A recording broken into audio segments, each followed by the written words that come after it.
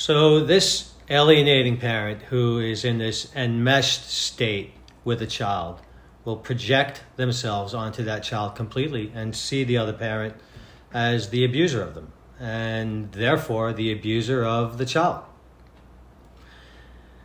This repetition compulsion is in fact the drive for that alienator to heal.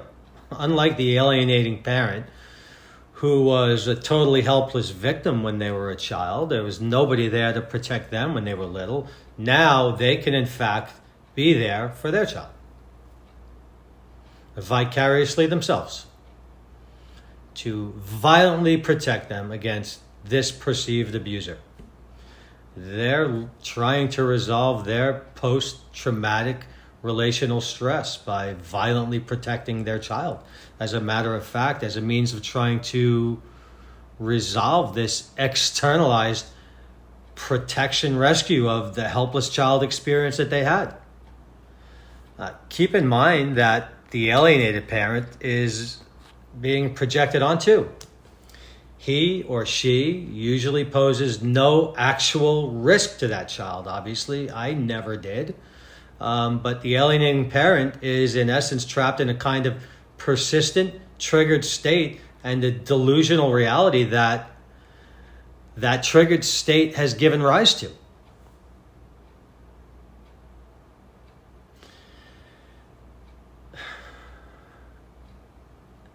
In this parental alienation dynamic, the alienating parent will go to no length to enroll people to their side.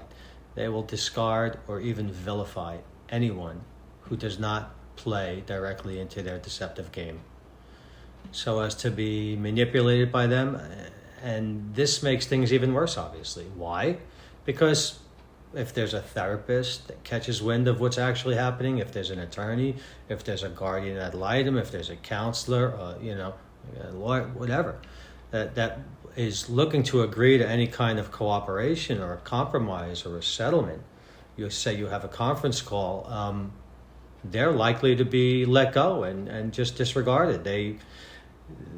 They will work to get any information that could threaten their narrative stricken from the record or prevent it from being seen by any party. They do not want a judge to see it. They do not want a guardian ad litem to see it. They don't want anybody to see it.